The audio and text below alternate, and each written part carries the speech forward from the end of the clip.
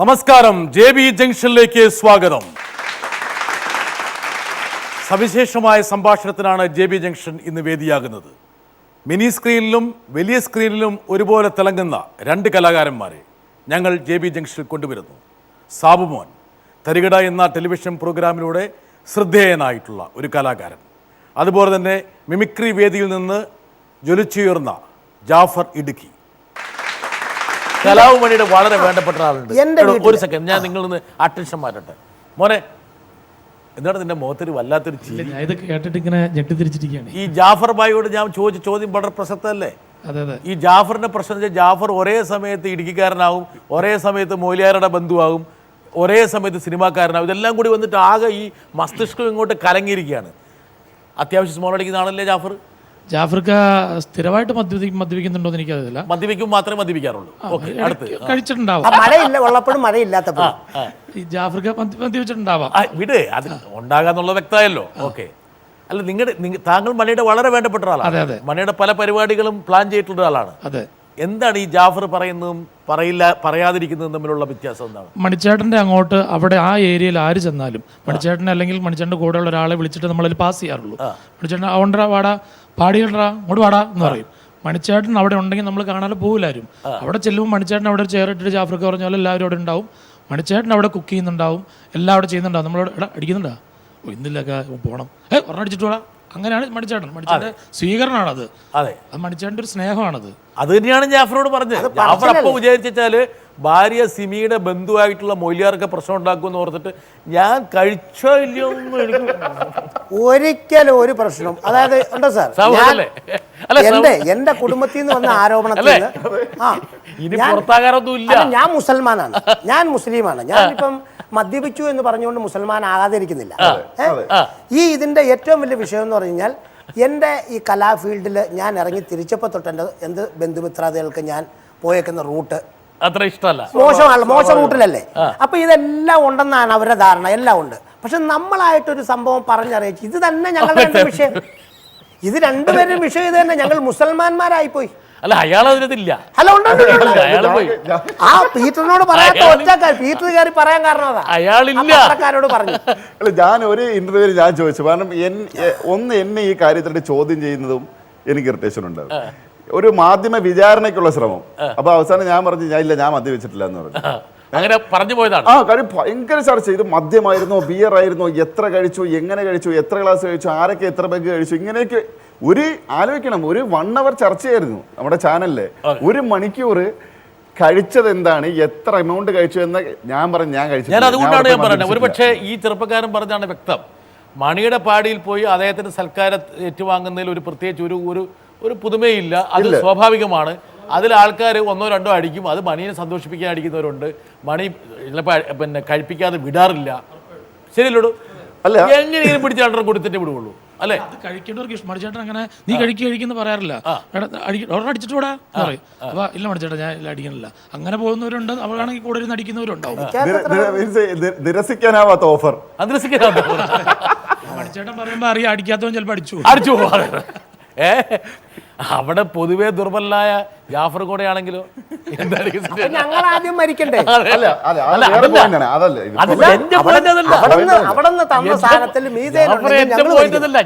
ഞാൻ ആ പോയിന്റിലേക്ക് വരുന്നേ ഉള്ളൂ. ഓക്കെ. അപ്പൊ താങ്കൾ ആ ദിവസം അവിടെ ഉണ്ടായിരുന്നോ? ഇല്ല, അന്ന് ഞാനില്ലായിരുന്നു. അന്നില്ല. മോനെ, നീ രക്ഷപ്പെട്ടു. അങ്ങനെ രക്ഷപ്പെടാൻ പറ്റില്ല. ഇതിലാകെ കൂടി ഈ മണിച്ചേട്ടനെ കൊല്ലണം എന്നുള്ളൊരു മോട്ടീവ് ഉള്ള ആള് ഇദ്ദേഹം മാത്രമാണ്. എന്താണ്? കാരണം സാമ്പത്തിക ഇടപാടുകളുണ്ട്. ഇവനാണ് സാമ്പത്തിക പ്രോഗ്രാം ചെയ്തിട്ടുണ്ട് ഒരുമിച്ച്. ആരോപണം ഇവനെ കുറിച്ച് ഒരു ആരോപണമുണ്ട്. അതായത് ഇവനാണ് മണിച്ചേട്ടന് വേണ്ടിയിട്ട് അവസാന പ്രോഗ്രാമും ചെയ്ത് നീയല്ലേ? ആ CD നീ വിറ്റു. അപ്പൊ മണിച്ചേട്ടന്റെ ഒരുപാട് സാമ്പത്തിക കാര്യങ്ങളുടെ ബിനാമിയാണ് ഇവൻ. അതെ. ഇപ്പൊ അവിടെ ഇരുന്ന കുട്ടികളെല്ലാം ചില ആമ്പിള്ളേര് മുഖം മുത്തിപ്പിടിച്ചു. എന്നറിയോ? ചുമ്മാ ഇതുപോലെ ഏതെങ്കിലും പോസ്റ്റ് ചെയ്താലും അവരുടെ പേര് പൊത്തിപ്പിടിച്ചു. അങ്ങനെയൊക്കെ ഇപ്പൊ വന്നോണ്ടിരിക്കുന്നത് സാർ. അറിവില്ലാത്ത ആൾക്കാരൊക്കെ പോസ്റ്റ് ചെയ്ത് ഇപ്പൊ പിള്ളേർ പൊത്തിപ്പിടിച്ചു. എന്നാൽ ഇവനൊരു കൂസലും ഇല്ല. എനിക്ക് പൈസ കിട്ടിയിട്ടില്ല, പിന്നെ കൂസലില്ലല്ലോ, എനിക്ക് ആവശ്യമില്ല. ശരിക്കും പറഞ്ഞാൽ ജാഫർക്കാണ് ഞാൻ പരിചയപ്പെടുന്ന കലാഭവനിൽ വെച്ചിട്ടാണ്. ജാഫർക്ക് അവിടെ നിന്ന് മിമിക്രി ആർട്ടിസ്റ്റായി. ഞാൻ നാബേലച്ചനോട് നിൽക്കുന്ന സമയമാണ് കലാഭവനിൽ. അബലച്ചൻ്റെ സ്റ്റാഫായിട്ട് നിൽക്കുന്ന സമയം. അങ്ങനെ ജാഫർക്ക് മിമിക്സ് പരേഡിൻ്റെ ലീഡറായ സമയത്ത് ജാഫർക്ക് ഞാൻ നന്നായിട്ട് ആങ്കറിംഗ് ഒക്കെ ചെയ്യും. അങ്ങനെ ജാഫർക്ക് വഴി ഞങ്ങൾ പോകുന്ന വഴിക്ക് ചാലക്കുടി പാടിയിൽ ഇറങ്ങി മണിച്ചേട്ടനെ കണ്ടിട്ട് ആദ്യമായിട്ട് മണിച്ചേട്ടനെ കാണുന്നത് അങ്ങനെയാണ്. അവിടെ വെച്ച് മണിച്ചേട്ടനെ കണ്ടു. അന്ന് മണിച്ചേട്ടൻ രണ്ടര അടിക്കാൻ പറഞ്ഞു? ഇല്ല, ഞാൻ കുറെ ജാതിക്ക് പറിച്ചെന്ന് പറഞ്ഞുകൂടെ ഇത്. ജാതിക്ക് അന്നൊരു വിഷു ദിവസമായിരുന്നു, അതുകൊണ്ടാണ്. അത് കഴിഞ്ഞ് മണിച്ചേട്ടനായിട്ട് ഞാൻ നാദിർഷയ്ക്കയും മണിച്ചേട്ടനും കൂടി ട്രൂപ്പ് ചെയ്യുന്ന സമയത്ത് നാദിർഷയ്ക്ക് എന്നെ കോമ്പയർ ചെയ്യാൻ വേണ്ടി വിളിക്കുകയാണ്. അങ്ങനെ കോമ്പയറിങ് ആ പ്രോഗ്രാമിന് പോകുന്നത് 2012 ആയപ്പം മണിച്ചേട്ടൻ ഒറ്റയ്ക്ക് പ്രോഗ്രാമിനുകൾ പോയി തുടങ്ങി. മണിച്ചേട്ടൻ ഒത്തിരി പ്രോഗ്രാമുകൾ ഒറ്റയ്ക്ക് പോകുന്നു. മണിച്ചേട്ടൻ ഒരു ദിവസം ഞാൻ പാടിയിൽ ചെല്ലുമ്പോൾ എൻ്റെ അടുത്ത് പറഞ്ഞു, എടാ അപ്പോൾ നമ്മുടെ ഒരു മിനിസ്റ്റർ തിരുവനന്തപുരത്ത് CPM-ൻ്റെ ഒരു പ്രോഗ്രാം ചെയ്യാൻ വേണ്ടി മണിച്ചേട്ടനെ ഡയറക്റ്റ് വിളിച്ചു. അപ്പോൾ പുള്ളി പറഞ്ഞു ബഡ്ജറ്റ് കുറവാണ്, അപ്പോൾ മണിച്ചേട്ടൻ വന്നൊന്ന് ചെയ്തു തരണം, നാദിർഷയും കൂടെ വെക്കാനുള്ള ബഡ്ജറ്റ് ഇല്ല എന്ന് പറഞ്ഞു. അപ്പോൾ അങ്ങനെയാണെങ്കിൽ എന്നോട് മണിച്ചേട്ടൻ ചോദിച്ചു നിനക്ക് ചെയ്യാവോ എന്ന് ചോദിച്ചു. അങ്ങനെ ഞങ്ങൾ ആദ്യത്തെ പരിപാടി തിരുവനന്തപുരത്ത് ചന്ദ്രനേശാടി സ്റ്റേഡിയത്തിൽ വെച്ചിട്ടാണ് ഞങ്ങൾ നടത്തുന്നത്. അത് കഴിഞ്ഞ് പിന്നെ സ്ഥിരമായിട്ട് മണിച്ചേട്ടൻ എൻ്റെ നമ്പർ കൊടുക്കാൻ തുടങ്ങി. പരിപാടിക്ക് വിളിക്കുന്ന ആൾക്കാർക്ക് ജിൻഡോനെ വിളിച്ചാൽ മതി പറയും. ജിൻഡോയാണ് കോർഡിനേറ്റ് ചെയ്യുന്നത്. അപ്പോൾ ഞാൻ കോർഡിനേറ്റ് ചെയ്ത് അങ്ങനെ കയറി പറ്റിയതില്ല പറ്റിച്ചു. എന്നിലിപ്പോൾ ആരോപിക്കുന്ന കുറ്റം ഞാനിപ്പോൾ എൻ്റെ സ്റ്റേഷനിൽ വിളിച്ച് ഒത്തിരി കാര്യങ്ങൾ എന്നെ ചോദ്യം ചെയ്യുകയും ബഡ്ജറ്റും കാര്യങ്ങളെല്ലാം മൂന്നാമത് ചെയ്തില്ല. ഇങ്ങനെയാണെങ്കിൽ ചെയ്യേണ്ടത് ഇവർ ചെയ്തിട്ടേ വരുള്ളൂ, അവിടുന്ന് ഇങ്ങോട്ട് വരണം. അപ്പം ഞാൻ ഈ കഴിഞ്ഞ ദിവസം നമ്മൾ ഈ ഒരു ഏകദേശം മരിച്ച ഇത്രയും സമയമായ സ്ഥിതിക്ക് ഈ രാമകൃഷ്ണൻ കഴിഞ്ഞ ദിവസം ഒരു പോസ്റ്റ് ഓൺലൈനിൽ എന്നത് കണ്ടിട്ട് ഒത്തിരി പേര് വിളിക്കുകയൊക്കെ ചെയ്തു. എൻ്റെ ചേട്ടനെ പാടിയിൽ ചെന്ന് സ്ഥിരമായി നിർബന്ധിച്ച് പ്രോഗ്രാമിന് കൊണ്ടുപോയി ലക്ഷങ്ങൾ തട്ടിയെടുത്ത ആൾ കലാഭവൻ ജിൻഡോ എന്ന് പറഞ്ഞൊരു പോസ്റ്റ് എഴുതി. ആ പോസ്റ്റ് എഴുതാനുള്ള കാരണം ഞാൻ ഒന്നും മിണ്ടിയില്ല. തിരിച്ച് നമുക്ക് എഴുതാനുള്ള സോഴ്സില്ല. കാരണം നമ്മൾ ഇത്രയും കാലം നമ്മളെക്കുറിച്ച് പലരോടും പറയുകയും പല സ്ഥലത്ത് ഇതുപോലെ പ്രശ്നങ്ങൾ ഉണ്ടാക്കുകയും നമ്മൾ പ്രതികരിക്കാതിരുന്നത് ഇതെന്താണിത് എങ്ങനെ. നിനക്ക് എന്തുകൊണ്ട് സാബുവിനെ പോലെ പ്രതികരിച്ചുകൂടായിരുന്നു? സാബു ചേട്ടൻ പ്രതികരിക്കുന്നത് കണ്ടിട്ടാണ് നമ്മളൊക്കെ പ്രതികരിച്ചു തുടങ്ങിയത് ഇപ്പോൾ. കാരണം ഞങ്ങൾ എന്നിട്ട് അതിന്റെ മേലധികാരികളുടെ സാബുവിന്റെ പ്രതികരണം പക്ഷേ അത്ര നിനക്ക് ആരോഗ്യത്തിന് ഗുണകരമാകുമെന്നൊരു സംശയം. അങ്ങനെ പ്രതികരിക്കണം. ചിലപ്പോൾ പണി പാലും വെള്ളത്തിൽ കിട്ടും. ഞങ്ങൾ ഇതിന്റെ മേലധികാരികളുമായിട്ട് കണ്ട് സംസാരിച്ചപ്പം നിങ്ങൾ പ്രതികരിക്കാത്തതുകൊണ്ടാണ് നിങ്ങൾക്ക് ഇത് പറ്റിയേ എന്ന് പറഞ്ഞു. ഞങ്ങൾ ആദ്യം പോലെ പ്രതികരിച്ചിരുന്നെങ്കിൽ രാമകൃഷ്ണൻ ഞങ്ങളുടെ അടുത്തേക്ക് വരുപോലുമില്ല. ശരി, ഞങ്ങൾ പ്രതികരിക്കാത്തതുകൊണ്ടാണ് പറ്റിപ്പോയത്. ഓക്കെ, ആരോപണങ്ങൾ അങ്ങോട്ടും ഇങ്ങോട്ടും ഈ വേണമെങ്കിൽ വാരി അറിയാം. ഇപ്പം നമുക്കും അറിയാവുന്ന കുറേ ആരോപണങ്ങൾ വെറുതെ ആരോപിക്കാം. അത് സാബു ആരോപിച്ചു കഴിഞ്ഞല്ലോ. അതായത് കലാഭവൻ മണി ജീവിച്ചിരിക്കുമ്പോൾ അയാളുടെ പിന്നെ കുടുംബത്തിലേക്ക് അടുപ്പിക്കാതിരുന്നവരാണ് രാമകൃഷ്ണൻ എന്നൊക്കെ പറഞ്ഞല്ലോ. അതെ, അതിപ്പോ അവസാനമാണ് ഞാനിത് റിയാക്ട്. ഞാൻ ഇത്രയും നാളും ഇതിൽ റിയാക്ട് ചെയ്തിരുന്നില്ല, ഇങ്ങനത്തെ ഒന്നും ഞാൻ മിണ്ടാതിരിക്കുകയായിരുന്നു. അതിന് ഇതുവരെ രാമകൃഷ്ണൻ മറുപടി തന്നിട്ടുമില്ല. അതിൽ ഞാൻ ചോദിച്ചതിനും രാമകൃഷ്ണൻ പറഞ്ഞ മറുപടി എന്നെ വീട്ടിൽ കയറ്റണോ വേണ്ടയോ എന്ന് തീരുമാനിക്കുന്നത് സാബു ആണോ എന്നുള്ളതാണ്. അതല്ല എൻ്റെ ആൻസർ. സാബുചേട്ടൻ പറഞ്ഞ കറക്റ്റാണ്. കാരണം രാമകൃഷ്ണൻ എന്നെ വിളിച്ച് പറഞ്ഞിട്ടുണ്ട് എന്ത് രാമകൃഷ്ണൻ എങ്ങനെയെങ്കിലും ട്രൂപ്പിൽ കയറണം എന്നൊരു ആഗ്രഹം ഉണ്ടായിരുന്നു. പക്ഷെ മണിച്ചേട്ടൻ എന്ത് കാരണവശാലും ഇവനെ അങ്ങോട്ട് അടുപ്പിക്കുകയല്ല രാമകൃഷ്ണന്. എന്താ കാരണം നമുക്ക് ചോദിക്കാൻ പറ്റില്ല. അവർ മണിച്ചേട്ടൻ വേണ്ടാന്ന് പറഞ്ഞാൽ പിന്നെ നമുക്ക് പറ്റില്ല, മണിച്ചേട്ടൻ വെക്കുന്ന പറയാൻ പറ്റില്ലല്ലോ നമുക്ക്. അപ്പോൾ രാമകൃഷ്ണൻ എന്നെ വിളിച്ചിട്ട് പറയും, എടാ ജിൻഡോ ഒന്ന് ചേട്ടൻ്റെ അടുത്ത് പറ. ഞാൻ പറഞ്ഞു, നീ നിന്റെ ചേട്ടൻ്റെ അടുത്ത് നിനക്ക് പറഞ്ഞൂടെ? പറഞ്ഞില്ല, ഞാൻ പറഞ്ഞ സമ്മതിക്കില്ല, നിങ്ങളൊന്ന് പറ. അങ്ങനെ മണിച്ചേട്ടനോട് നമ്മൾ പറഞ്ഞു, മണിച്ചേട്ടൻ അവൻ ഇങ്ങനെ ചോദിച്ചുകൊണ്ടിരിക്കുന്നത് എന്തെങ്കിലും ഒന്ന് ചെയ്തു കൊടുക്കുക. അങ്ങനെ ചാലക്കുടി ഫെസ്റ്റ് എന്ന് പറഞ്ഞിട്ടൊരു പ്രോഗ്രാം മണിച്ചേട്ടൻ നടത്തി. ഈ ചാലക്കുടി ഫെസ്റ്റിൽ ഓപ്പണിംഗ് ഡാൻസ് ചെയ്യാം, രാമകൃഷ്ണനെ കൊണ്ട് ചെയ്യിപ്പിക്കാം എന്നൊരു തീരുമാനം എടുക്കുകയാണ്. അവൻ്റെ ക്ലാസിക്കൽ ഡാൻസ് ആയതുകൊണ്ട് നമ്മുടെ പ്രോഗ്രാം മെഗാ ഷോ ആണ്, ഗാനമേള, മിമിക്രി എല്ലാം ഉണ്ട്. അതിൻ്റെ മുന്നിൽ ഇങ്ങനെ ഒരു ക്ലാസിക്കൽ ഡാൻസ് എത്ര പേര് ജനങ്ങൾ എടുക്കുമെന്ന് നമുക്കറിയത്തില്ല. മണിച്ചേട്ടൻ പറഞ്ഞ് ഒന്ന് വെച്ച് നോക്കാം, എന്തായാലും ഇത്രയും ഇതായില്ലേ. അങ്ങനെ രാമകൃഷ്ണനോട് ക്ലാസിക്കൽ ഡാൻസിൽ ചെയ്യാൻ പറഞ്ഞ് ഈ രാമകൃഷ്ണൻ വന്നിട്ട്, അപ്പം നമ്മുടെ വിചാരം 5-10 മിനിറ്റൊക്കെ ഉണ്ടാവുള്ളൂ ഈ സാധനം, ഓപ്പണിംഗ് ഡാൻസ് ആണല്ലോ. 1/2 മണിക്കൂർ ആ ചാലക്കുടി ടൗണിൽ 1/2 മണിക്കൂർ ഡാൻസ്. മണിച്ചേട്ടൻ ഗ്രീൻ റൂമിൽ കിടന്ന് തെറിയാൻ തുടങ്ങി. അന്നേരം ഞാൻ നിന്നോട് പറഞ്ഞ കേട്ടവനെ അവനോട് പറഞ്ഞ് ഇങ്ങോട്ട് അടുപ്പിക്കേണ്ടെന്ന് പറഞ്ഞു പൂരത്തെറി. കാരണം അത്ര ഗസ്റ്റുകൾ ഫ്രണ്ടിലിരിക്കുകയാണ്. ഇന്നസെൻ്റ് ഏട്ടൻ, ദിലീപ് ഏട്ടൻ, അങ്ങനെ സലികുമാർ ഏട്ടൻ, അങ്ങനെ ഒത്തിരി പേരുണ്ട്. ആൾക്കാർ വന്നേക്കുന്നത് ഇവരെ കാണാൻ വേണ്ടിയാണ്, രാമകൃഷ്ണൻ ഡാൻസ് കാണാനല്ല. അത് കഴിഞ്ഞ് ആ ഒരു പ്രശ്നം കഴിഞ്ഞ് ഇവൻ ഡാൻസ് കഴിഞ്ഞത് ഇവൻ വിട്ടുപോയി, പിന്നെ അവിടെ നിന്നില്ല. മണിച്ചേട്ടൻ്റെ ദേഷ്യം കഴിഞ്ഞ് കുറേ കഴിഞ്ഞപ്പം ദേശാഭിമാനിയുടെ ഒരു പരിപാടി കുറേ ആഴ്ച കഴിഞ്ഞിട്ട് നമ്മുടെ മലപ്പുറത്ത് അക്ഷരമുറ്റം എന്ന് പറഞ്ഞിട്ടൊരു പരിപാടി. ഈ പ്രോഗ്രാമിൻ്റെ സമീപം വീണ്ടും ഇങ്ങനെ ഇടയ്ക്കിടയ്ക്ക് വിളിച്ചുകൊണ്ടിരിക്കുകയാണ്, ആ കലാഗൃഹത്തിൻ്റെ ഒരു പണിയും തീർത്ത് തരാൻ പറ ചേട്ടൻ്റെ അടുത്ത്. അപ്പം മണിച്ചേട്ടനോട് ഒരു സ്ഥാപനം അച്ഛൻ്റെ പേരിൽ പണിയുന്നുണ്ടായിരുന്നു, കുന്നശ്ശേരി രാമൻ സ്മാരകം എന്ന് പറഞ്ഞിട്ട്. അപ്പോൾ ഇതിൻ്റെ പണിയും തീർന്നു. ഞാൻ പറഞ്ഞു, എന്തിനാണ് ഞങ്ങൾ പറഞ്ഞു, നിനക്ക് പറഞ്ഞുകൂടെ ഇതൊക്കെ? പറഞ്ഞു, നിങ്ങൾ പറഞ്ഞാലേ നടക്കുള്ളൂ എന്നോ പറയുന്നുണ്ട്. അങ്ങനെ ഈ പ്രോഗ്രാമിലും അപ്പം ഇവനിങ്ങനെ ഇടയ്ക്ക് വന്നിട്ട് പറയും, ഒന്നും ചേട്ടനോട് പറയാം, എന്നെ കൂടെ കൊണ്ടുപോകാൻ പറ. അങ്ങനെ ഈ അക്ഷരമുറ്റം എന്ന് പറഞ്ഞ പരിപാടിക്ക് ഈ രാമകൃഷ്ണനെ കൊണ്ടുപോകാന്നുള്ള തീരുമാനമായി. കണ്ണാ എടാ 10 മിനിറ്റ് നീ ഇത് കൂട്ടരുത് ദയവ് ചെയ്ത്. അതൊരു അസോസിയേറ്റ് മലയാളികളെല്ലാവരും അത്ര ആൾക്കാർ മണിച്ചേട്ടനെ കാണാൻ വേണ്ടി ഇരിക്കുന്ന ഒരു സ്കൂളാണത്. 10 മിനിറ്റ് കൂട്ടരുത്. ഇല്ല 10 മിനിറ്റ് ഞാൻ കറക്റ്റ് സെറ്റ് ചെയ്തിട്ട് വരാമെന്ന് പറഞ്ഞു. അങ്ങനെ ഞങ്ങൾ പ്രോഗ്രാം സ്പോട്ടിലെത്തിയപ്പോൾ അവിടെ ഭയങ്കര മഴയാണ്. ഇവരെല്ലാം വന്നു, മഴ പെയ്തുകൊണ്ടിരിക്കുക. അപ്പോൾ മണിച്ചേട്ടൻ വന്ന് പുറകിൽ ഇങ്ങനെ നിൽക്കുക. അപ്പോൾ ഞാൻ പറഞ്ഞു മണിച്ചേട്ടൻ ഒരു കാര്യം നമുക്ക് ഷോർട്ട് ഔട്ട് ചെയ്യാം മൊത്തം. മണിച്ചേട്ടനെ കാണാൻ ഈ ജനം കൂടിയേക്കുന്നത്. മണിച്ചേട്ടൻ എവിടെ മണിച്ചേട്ടനോടൊന്ന് ചോദിക്കുക ആദ്യം പോലെ. അപ്പോൾ ഞാൻ പറഞ്ഞു നീ ഓപ്പണിംഗ് ഡാൻസ് ഇട്ടിട്ട് രണ്ടാമത്തേത് മണിച്ചേട്ടൻ്റെ എൻട്രി തന്നെ ആക്കാം എന്ന് പറഞ്ഞു. അങ്ങനെ ഓപ്പണിംഗ് ഡാൻസ് തുടങ്ങി. ഏകദേശം ഒരു 10 മിനിറ്റോടുകൂടി ഞാൻ പരിപാടി തീർത്തു. പരിപാടി തീർന്നു കഴിഞ്ഞപ്പോൾ ഞാൻ പിന്നെ തിരിച്ച് മണിച്ചേട്ടനെ കയറ്റി വിട്ട് മണിച്ചേട്ടനെ ഇറക്കിക്കൊണ്ട് ഞാൻ തിരിച്ചു വരുമ്പം ഡ്രസ്സൊക്കെ മാറി ഫ്രീ ആയിട്ട് നല്ല ഇതൊക്കെ മേക്കപ്പൊക്കെ കഴിച്ചിരിക്കുന്നു. ഞാൻ ചോദിച്ചു നീ എവിടെ പോവാ? അല്ല ഞാൻ പോവാണ്, എൻ്റെ കഴിഞ്ഞല്ലേ ഞാൻ പോവാണ്. ഞാൻ പറഞ്ഞാൽ ഫുൾ ഷോയ്ക്ക് നിൽക്കുന്നില്ലേ? ഇല്ല ഞാൻ പോവാണ്. അപ്പോൾ ഞാൻ മണിച്ചേട്ടനോട് പറഞ്ഞു മണിച്ചേട്ടൻ രാമകൃഷ്ണൻ പോകാന്നാണല്ലോ പറഞ്ഞത്. ആ കുറച്ച് കഴിഞ്ഞ് മണിച്ചേട്ടനോട് ചോദിച്ചു എടാ അവൻ 40,000 രൂപ ചോദിച്ചു എൻ്റെ അടുത്തെന്ന് പറഞ്ഞു. 40,000 രൂപ എടുത്ത് കൊടുക്കാനാ? മണിച്ചേട്ടൻ്റെ കയ്യിൽ നിന്ന് അവന് 40,000 എടുത്ത് കൊടുത്തു വിട്ടു. എന്നോട് പറഞ്ഞു മേലെ അവൻ ഈ പരിസരത്ത് ഈ മണികിലുക്കം എന്ന് പറഞ്ഞ പ്രോഗ്രാമിനെ വിളിക്കരുത്. പക്ഷേ ഇതൊക്കെ പറഞ്ഞാലും ജിൻഡോ, രാമകൃഷ്ണൻ നിനക്കെതിരെ നടത്തിയ ആരോപണത്തിൽ നിനക്ക് മോചനമില്ല. കുറേ കാലമായിട്ട് മണിയുടെ പണം കൈകാര്യം ചെയ്യുകയും ആ കൈകാര്യം ചെയ്ത പണം നിന്നെ ബിനാമിയായിട്ട് പല സ്ഥലത്തും നിക്ഷേപിക്കുകയും സ്വത്തും കാര്യങ്ങളൊക്കെ നിന്റെ പേരിൽ മേടിച്ചിടുകയും ഒരുപാട് കോടികളുടെ, അപ്പൊ അതിൽ നിന്നുള്ളൊരു മോചനത്തിന് വേണ്ടിയിട്ടാണ് അല്ലേ? എന്താണ് സാബു വാക്ക് പറഞ്ഞ് എന്തെങ്കിലും അതായത് ഇത് മണിച്ചേട്ടന്റെ കൊലപാതകം അല്ലെങ്കിൽ മരണം അല്ലെങ്കിൽ അസ്വാഭാവിക മരണം അല്ലെങ്കിൽ എന്തെങ്കിലും സംഭവിച്ചിട്ടുണ്ടെങ്കിൽ അതിന് പിന്നിലൊരു മോട്ടീവ് വേണം. എന്തായാലും ജാഫർ ഇടുക്കിയെ ഇന്നേ വരെ മണി ഒരു ബിനാമിയാക്കിയിട്ടില്ല, ഇല്ലല്ലോ? ആക്കിയിട്ടില്ല. അപ്പൊ അത് ആകെയുള്ള ഒരു ബിനാമി എന്ന് പറഞ്ഞാൽ ഇപ്പൊ ഇവനാണ്. അതിന്റെ ഇതോടെ പറഞ്ഞുതരാം. ഈ ലാസ്റ്റ് പ്രോഗ്രാം സന്തോഷം കേൾക്കുമ്പോ വേറൊരാളുണ്ട് കേട്ടോ. നമ്മള് അധികം പുള്ളി ചർച്ചയിലൊന്നും വന്നിട്ടില്ല.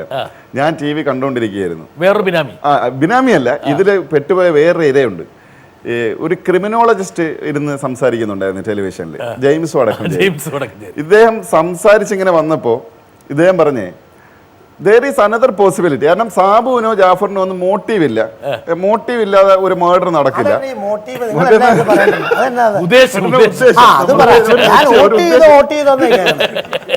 പിന്നൊരു സാധ്യതയുള്ളത് കലാഭവൻ മണിയെ ഹോസ്പിറ്റലിൽ കൊണ്ടുപോകാൻ നേരം കൊടുത്ത മരുന്ന് കൂടിപ്പോയി മരിച്ചതാകാം എന്ന് പറഞ്ഞത് ഞാനൊരു ചിരി. സുമേഷ് പെട്ടു, ഡോക്ടർ സുമേഷ്. അവിടെ ഒരു ഡോക്ടർ ഉണ്ടായിരുന്നല്ലോ. പക്ഷെ ഭാഗ്യവശാൽ ഇദ്ദേഹം ഹോസ്പിറ്റലിൽ എത്തുമ്പോൾ ഇറങ്ങി നടന്ന് സ്ട്രെച്ചറിൽ പോയി കിടക്കുന്ന CCTV ദൃശ്യങ്ങൾ ഉണ്ടായിരുന്നു എന്ന് ആ ഡോക്ടർ ഒരു അഭിമുഖത്തിൽ പറഞ്ഞു. ഇതുപോലെ ഇതിനകത്ത് വന്നു പോയിട്ടുള്ള ആളുകളുടെ പേരിൽ വളരെ എന്താ പറയുക, യാതൊരു അടിത്തറയുമില്ലാതെ പൈസ നിക്ഷേപിച്ചിരിക്കുന്നത്. പൈസ നിക്ഷേപിച്ചത് കൊച്ചിയിൽ ഒരുപാട് ഭൂമി വാങ്ങി കൂട്ടിയിട്ടുണ്ടെന്നുള്ള ഒരു വിവരം ഉണ്ട്. അവിടെ വാടകയ്ക്ക് താമസിക്കുന്നുണ്ട്. അത് വലിയ വിളവന്മാരുടെ. പക്ഷെ ഒരു കാര്യം മനസ്സിലാക്കണം, ഇവിടെ ഇരുന്ന് പറഞ്ഞാൽ രാമകൃഷ്ണൻ ഇത് വളരെ ഗൗരവമായി എടുക്കുകയും വീണ്ടും അടുത്തൊരു വിവാദം ഉണ്ടാവുകയും ചെയ്യും. ഇതിന്റെ നമ്മളതിന്റെ മേലുദ്യോഗസ്ഥരുടെ അടുത്ത് ഫുൾ അതിന്റെ കണക്കടക്കം ഇന്ത്യയിൽ മണിച്ചേട്ടന്റെ പ്രോഗ്രാം ഞാൻ വേണമെങ്കിൽ എൻ്റെ ഡയറി പവറിൻ്റെ അടുത്താണ്. ആ ഡയറി ഞാൻ അന്ന് കയറി അന്ന് മുതലുള്ള എന്തോ ഭാഗ്യം കൊണ്ട് ഇങ്ങനെയൊന്നും സംഭവിക്കും നമ്മൾ ജന്മത്തിൽ വിചാരിച്ചല്ല. മണിച്ചേട്ടൻ്റെ മണികിലുക്കം ഇത്ര രൂപ മണിച്ചേട്ടൻ അഡ്വാൻസ് മേടിച്ച് കൊടുത്തത് പാടിക്കൊണ്ട് കൊടുത്തു. അത് അങ്ങനെ തന്നെ എഴുതി വെച്ചുകൊണ്ട് എനിക്ക് അവർ ചോദിച്ച ചോദ്യങ്ങൾക്ക് തെളിവായിട്ട് എനിക്ക് കൊടുക്കാൻ പറ്റി. അന്ന് മുതൽ എന്തോ ഭാഗ്യം കൊണ്ട് എൻ്റെ അത് എങ്ങനെ വന്നെന്ന് എനിക്കറിയത്തില്ല. ഈ അവസാനം 28-ാം തീയതിയിലെ പ്രോഗ്രാമിൻ്റെ വരെ പൈസയുടെ കണക്ക്. അതുകൊണ്ടാണ് ഞാൻ അത്ര ഉറപ്പായിട്ട് നിൽക്കുന്നത്, അത്ര കോൺഫിഡൻറ്റ് ചിരിയതാണ്. അല്ല പക്ഷെ എന്നാലും ഇവിടെ ഒരു മോട്ടീവ് ഉണ്ടെങ്കിൽ അത് നിനക്ക് മാത്രമാണെന്ന് പറഞ്ഞു വെച്ചിരിക്കുന്നത് സാബുവാണ്. അത് സാബു ചേട്ടനാ. അതെ, സാബു മാത്രം. ജാഫർ നിങ്ങളെ പോലെ എന്നെ പോലെ ഒരു സാധാരണക്കാരനല്ല, ഇവൻ ലോ പഠിച്ചവനും കൂടിയാണ്. അതൊരു വക്കീല.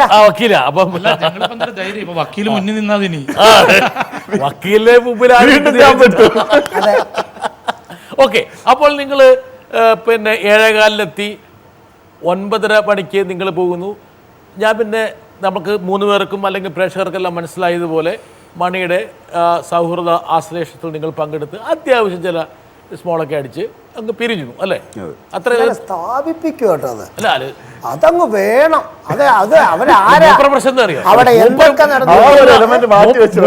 സമ്മതിച്ച് വരുമ്പോഴേക്കാണ് മൂല്യാർക്ക് വിളിക്കും. അതൊന്നുമല്ല, ഞാൻ അതൊന്നും പള്ളി വ്യക്തമായി എന്റെ കുടുംബം എനിക്ക്. ഓക്കെ ജാഫർ, നമുക്കെല്ലാം കാര്യങ്ങൾ വ്യക്തമാക്കി പോകേണ്ടത്. അല്ലെങ്കിൽ വെച്ചാൽ ഇവിടെയാണ് ജാഫറിന്റെ പ്രശ്നം. ജാഫർ ഒരേ സമയത്ത് അമേരിക്കയിലും ജീവിക്കണം, അവിടെ ജീവിക്കണം, ഇടുക്കിയിലും. ഒരു കാര്യം മനസ്സിലാക്കിയുള്ളൂ, ഒരു കുടുക്കിൽ വീണ് കഴിഞ്ഞാൽ ഇതുപോലുള്ള സമീപനം എടുത്തു കഴിഞ്ഞാൽ അത് ഊരാ കൊടുക്കാവും. അതാണ് ജാഫറിന് ഞാൻ എവിടെ പറ്റുന്നത്. സമീപിക്കും? ജാഫറിന്റെ 2-3 സ്റ്റേറ്റ്മെന്റ്സിൽ ഒന്നത് ഒരേ സമയത്ത് ജാഫർ മുസൽമാൻ, മറ്റേ സിമിയുടെ ഭർത്താവ്, പിന്നെ മറ്റേത് ഇവിടെ ഔക്കാക്ക, നമ്മുടെ അബ്ദുറഹ്മാൻ, ഇങ്ങനെ പല പല ചിന്തകളും വന്നിട്ട് ഞാനല്ല മാറ്റിയത്. എല്ലാം ഞാൻ ഒറ്റ മൊഴിയെ കൊടുത്തിട്ട് എല്ലാം എടുത്തു. ഞാനല്ല മാറ്റിയേ. മാറ്റിയത് സാവുക. അല്ല എന്റെ മൊഴിയല്ല, സാറ് പറഞ്ഞു. സാർ ഞാൻ കറക്റ്റ് ആയിട്ടാ സാർ അന്ന് തൊട്ടാ നടന്ന സംഭവം പറഞ്ഞു. സാബുക്കുള്ളൊരു ആക്ഷേപം, സാബു വളരെ അവശനായിട്ട് ഈ പറഞ്ഞ മണിയുടെ വാഹനത്തിൽ സാബുവിനെ എടുത്ത് നിക്ഷേപിച്ചിട്ടാണ് പോയെന്ന് പറയുന്നത്. ശരിയാണ് സാബു? ഇതെല്ലാം ശരിയായി സാറേ. അന്വേഷണം കറക്റ്റാ. സാർ അന്വേഷിച്ച ആൾക്കാരൊക്കെ കറക്റ്റ് ആയിട്ടാ. അല്ല, സാർ അന്വേഷിച്ച ആൾക്കാരല്ല, ഇപ്പൊ ഈ കേട്ടതെല്ലാം സത്യമെന്ന് മനസ്സിലായി. ഇയാള് ഒരു ഡ്രൈവറെ കിട്ടുമെന്ന് എന്നോടായിരിക്കും. ഒരു ഡ്രൈവറെ കിട്ടും കാക്ക, ഒരു ഡ്രൈവറെ കിട്ടുമോ? അതിന്റെ കാരണം എന്ന് വെച്ചാൽ ആ സമയം 9:30 അത് തന്നെയല്ല, ഒരു കുറച്ചൊക്കെ രാത്രി ഡ്രൈവ് ചെയ്ത് ട്രിവാൻഡ്രം നേരെ പോകാം എന്നായിരുന്നു പ്ലാൻ.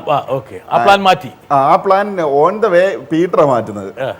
ഞാൻ എറണാകുളത്താക്കിയിട്ട് പൊക്കോട്ടെ, മനുഷ്യന് നാളെ വേറെ എവിടെ പോകാനുണ്ട്, അങ്ങനെ എന്തോ പറഞ്ഞിട്ട് അങ്ങനെ ഞാൻ എൻ്റെ കൂട്ടുകാരൻ്റെ ഓഫീസിൽ പോയി കിടന്നു. എന്നിട്ട് രാവിലെ ഞാൻ എഴുന്നേറ്റ് ഞാൻ ഡ്രൈവ് ചെയ്ത് പോയി. ഞാൻ ആക്ച്വലി ട്രിവാൻഡ്രം പോകാനാണെങ്കിൽ ഞാൻ ടയേർഡായിരുന്നു, കാര്യം കണ്ടിന്യൂസ് ട്രാവൽ ആയിരുന്നു 2-3 ദിവസം. അതുകൊണ്ടാണ് ഞാൻ പീറ്ററിനെ എടുക്കുന്നത്. യഥാർത്ഥ പ്ലാന് മണിയുടെ വീട്ടിൽ പോകുന്നതിന് മുമ്പുള്ള യഥാർത്ഥ പ്ലാൻ ട്രിവാൻഡ്രത്തേക്ക് പോകാൻ വേണ്ടിയായിരുന്നു. അപ്പൊ യഥാർത്ഥത്തിൽ മണിയുടെ വീട്ടിൽ പോയതുകൊണ്ടാണ് യാത്രാ പ്ലാൻ മാറ്റേണ്ട വന്നത്. യാത്രാ പ്ലാൻ മാറ്റാൻ വേണ്ടിയുള്ള എന്തോ സംഭവം അവിടെ നടന്നു എന്ന് വേണമെങ്കിൽ വേറെ ആൾക്കാർക്ക് വ്യാഖ്യാനിക്കാം. സമയം എത്രയായില്ലേ? രാമകൃഷ്ണന് വേണം വ്യാഖ്യാനിക്കാം. അതായത് തിരുവനന്തപുരത്തേക്ക് പോകേണ്ടിരുന്ന സാബു പാടിയിലെത്തിയത് കൊണ്ട് മാത്രം. അപ്പൊ അതിന് മുമ്പ് വേറൊരു സാധനം ക്ലാരിഫൈ ചെയ്തിട്ട് പോകും. ഇല്ല അല്ല, ആ സംശയം അങ്ങനെ തന്നെ പറഞ്ഞു. ഇല്ലല്ല, ഞാൻ പറയാം അത് കറക്റ്റ് ആയിട്ട് ചോദിച്ചു.